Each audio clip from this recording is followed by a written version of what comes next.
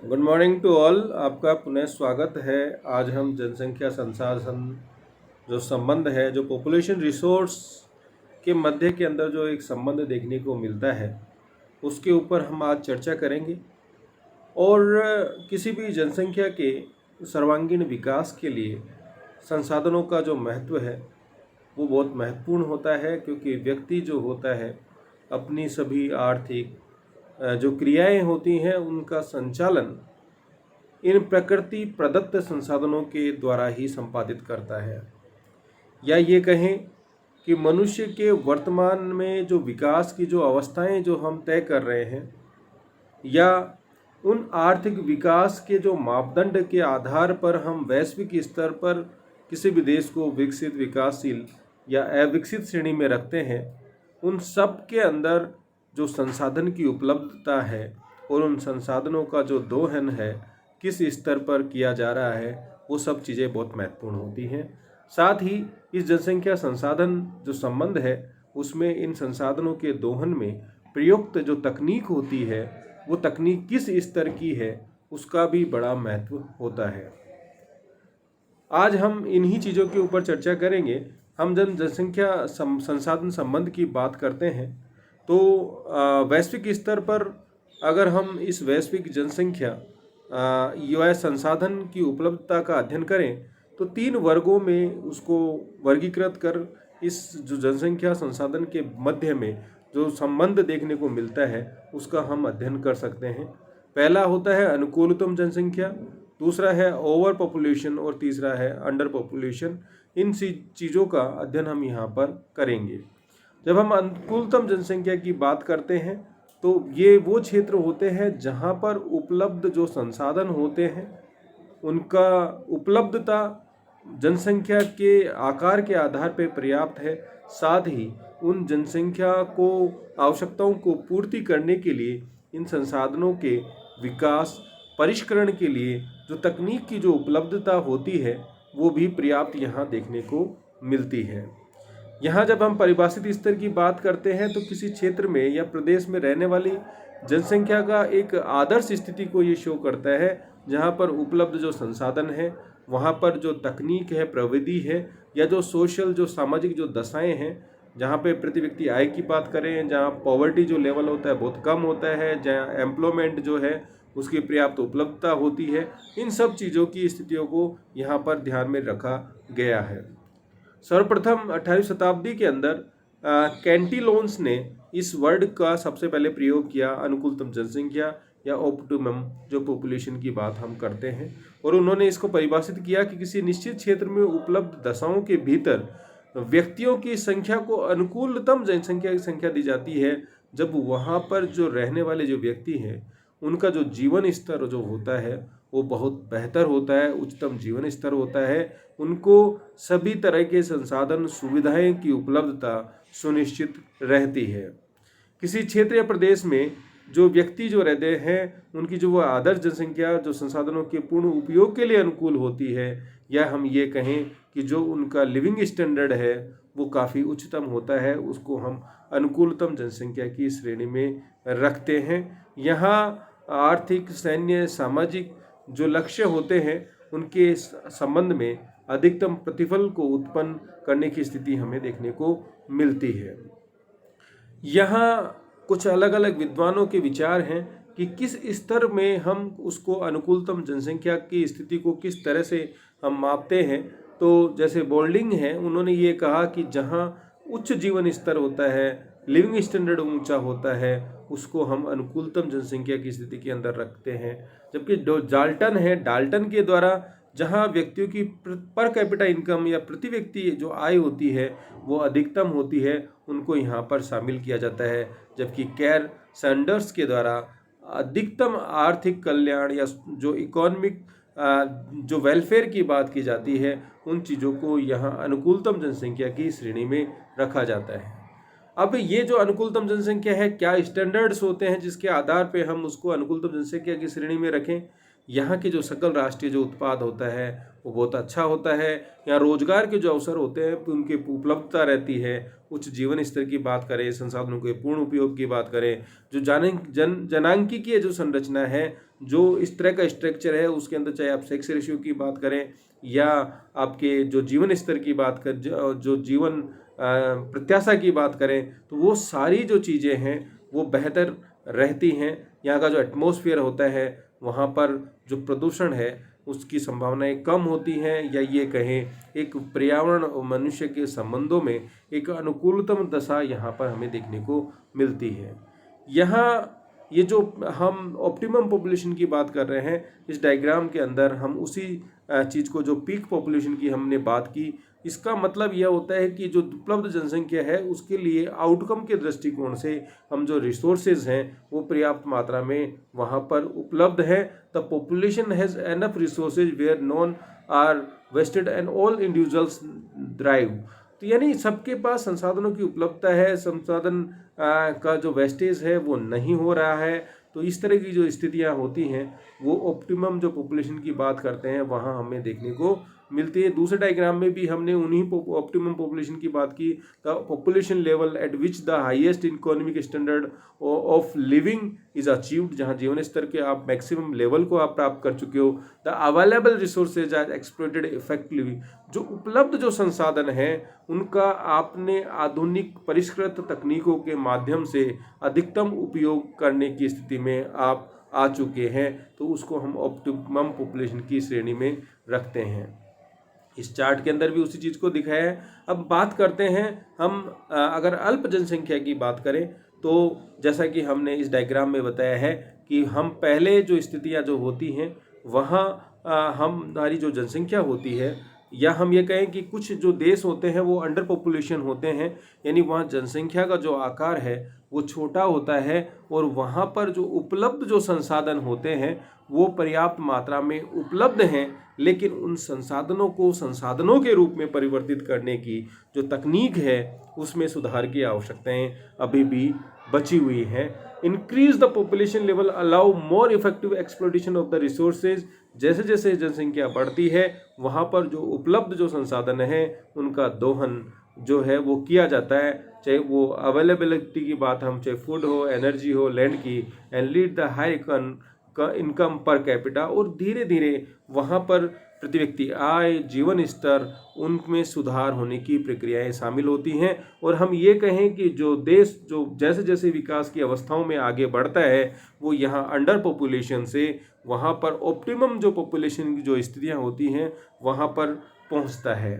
तो यही जो विशेषताएं होती हैं वो अल्प जनसंख्या के संदर्भ में हम कहते हैं ऐसी स्थिति जब किसी प्रदेश में उपलब्ध संसाधनों के पूर्ण विकास या उपयोग के लिए जितनी जनसंख्या की आवश्यकता होती है उससे कम जनसंख्या वहाँ होती है, और ऐसी स्थिति में विद्यमान संसाधनों को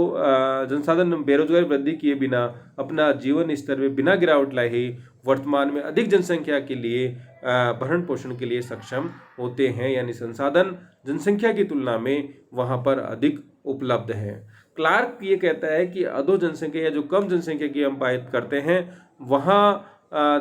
देखने को मिलती है जहाँ जनसंख्या इतनी अल्प होती है कि वह संसाधनों का पूर्ण उपयोग नहीं हो पाया है, या ये कहें कि जहाँ संसाधन जीवन स्तर में कमी के बिना अथवा बेरोजगारी में वृद्धि किए बिना बृहत्तर जो जनसंख्या जो है उसका पोषण करने में वहाँ उपलब्ध जो संसाधन है वो सक्षम है। अब यहाँ इस डायग्राम के अंदर यहाँ हमने अंडर पॉपुलेशन को दिखाया है। जैसे जैसे पॉपुलेशन बढ़ेगी हमारा जो एक्सप्लोरेशन ऑफ रिसोर्सेज है, टेक्नोलॉजिकल डेवलपमेंट है वो बढ़ता है, और हम जो है ऑप्टिमम जो पॉपुलेशन की स्थिति है वहाँ पर पहुँच जाते हैं। लेकिन इस स्थिति के बाद जहाँ हमने संसाधनों का उपलब्ध संसाधनों का सर्वोत्तम उपयोग कर लिया है, और इस स्थिति के बाद अगर हमारी पॉपुलेशन जो इंक्रीज होती है तो वहाँ जो रिसोर्सेज हैं उनकी डेफिशिएंसी शुरू हो जाती है। ये जो आउटपुट पर हेड है यहाँ ऑप्टिमम पॉपुलेशन की स्थिति में अधिकतम हो चुका है, और यहाँ अंडर पॉपुलेशन से जैसे जैसे ये पॉपुलेशन एक्स एक्सिस पे हमारी बढ़ रही है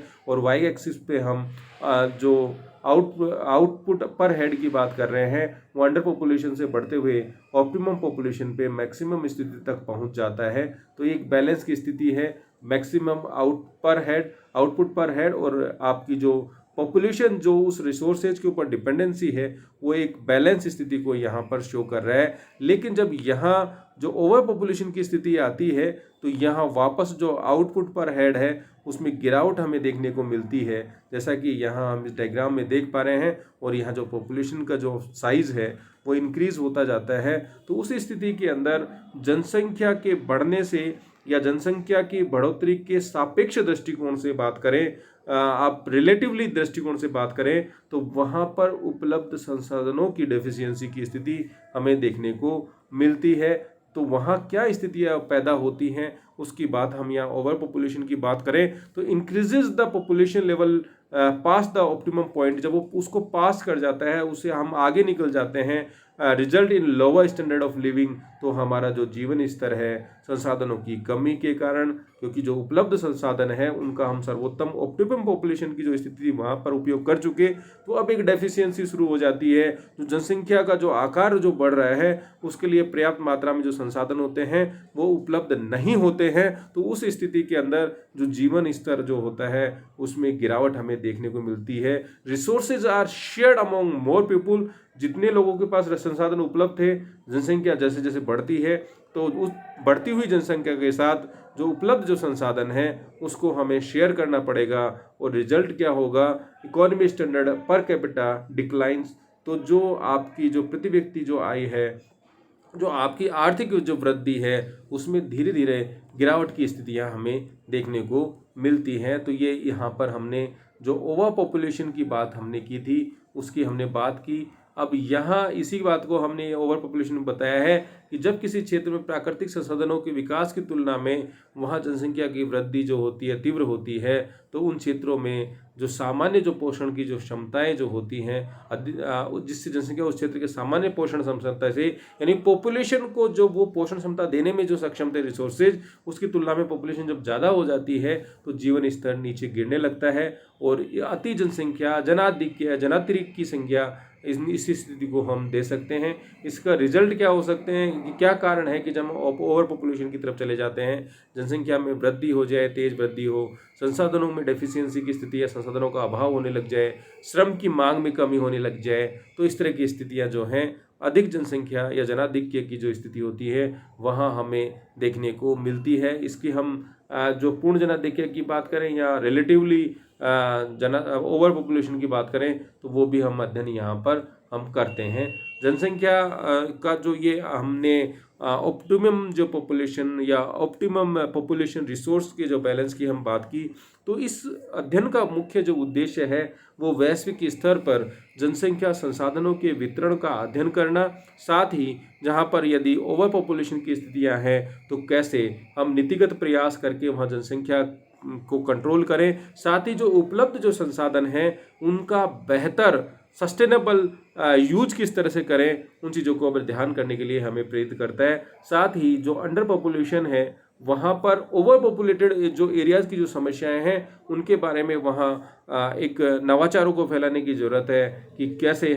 अगर हम जनसंख्या को कंट्रोल करेंगे तो जो संसाधनों की जो उपलब्धता है हमारे लिए पर्याप्त रहेगी, हमारा जो विकास का जो स्तर है वो बेहतर रहेगा, हमारी जो पर कैपिटा इनकम है, हमारी जो इकोनॉमिक जो ग्रोथ है उसको हम बेहतर मेंटेन कर सकते हैं। तो ये अध्ययन जो है नियोजन के दृष्टिकोण से बहुत महत्वपूर्ण है कि हम जनसंख्या को नियंत्रण भी करें, साथ ही उपलब्ध जो संसाधन है उनका बेहतर जो जनसंख्या है वहाँ तक उसकी पहुँच को सुनिश्चित करें, साथ ही संसाधनों के बेहतर उपयोग के लिए हम आने वाले भविष्य की जो जनसंख्या है उसकी आवश्यकताओं की पूर्ति के दृष्टिकोण से उन संसाधनों में परिष्करण करें, पर्यावरण अनुकूल संसाधनों का दोहन करें, उनका उपयोग करें। अब यहाँ ये जो ओवर पॉपुलेशन वाली जो स्थितियाँ होती हैं उससे क्या क्या समस्याएं, जनसंख्या संबंधी समस्याएं बढ़ जाती है। तीव्र जनसंख्या वृद्धि से बेरोजगारी, निर्धनता, कुपोषण, जो मलन्यूट्रिशन की बात करते हैं, फूड सिक्योरिटी, खाद्य समस्या की स्थितियां हो जाती हैं,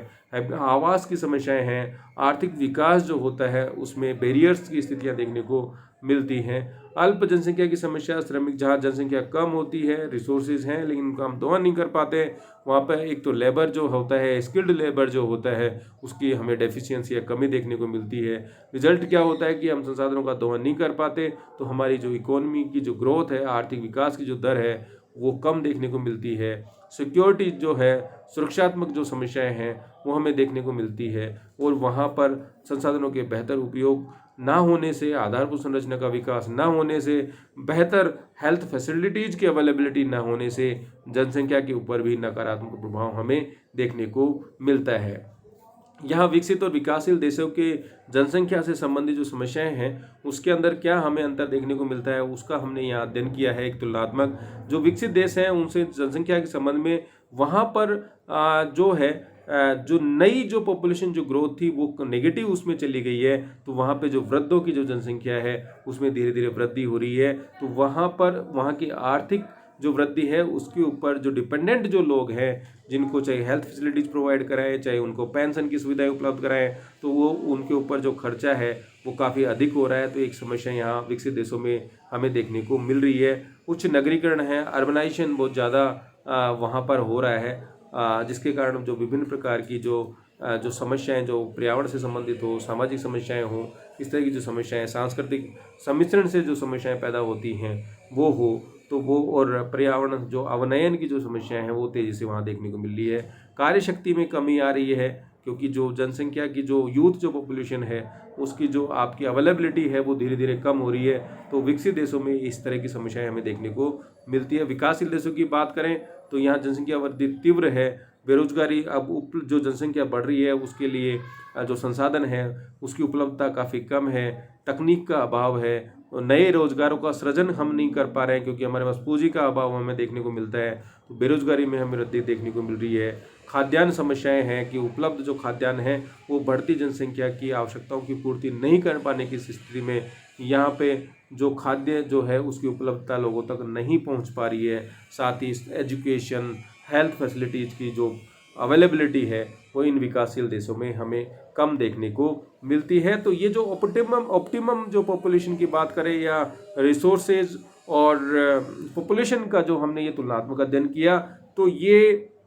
न केवल वैश्विक स्तर पर जो नियोजन के माध्यम से जो विकासशील या अविकसित देश हैं उनको विकास की प्रक्रिया का हिस्सा कैसे बनाया जाए, साथ ही प्रादेशिक लेवल पर भी नियोजन के अंदर इन सब कारकों का अध्ययन हम कर सकते हैं कि किस तरह से जो हम ओवर पॉपुलेशन की जो समस्याएं हैं उनको आइडेंटिफाई करें, और जो अंडर पॉपुलेशन है जहाँ रिसोर्सेज को अभी संभावनाएं बनी हुई है, तो आने वाले समय के लिए वो ऑप्टिमम पॉपुलेशन की स्थिति में तो जाएं, हम रिसोर्सेज का मैक्सिमाइज यूटिलाइजेशन करें, लेकिन उनका इस तरह से दोहन ना करें कि वो सस्टेनेबल जो डेवलपमेंट की जब हम बात करते हैं उससे दूर चला जाए। तो ये न केवल प्रादेशिक स्तर पे, साथ ही लोकल स्तर पर नियोजन के दृष्टिकोण से भी ये जो विषय है अनुकूलतम जनसंख्या का बहुत महत्वपूर्ण है। धन्यवाद।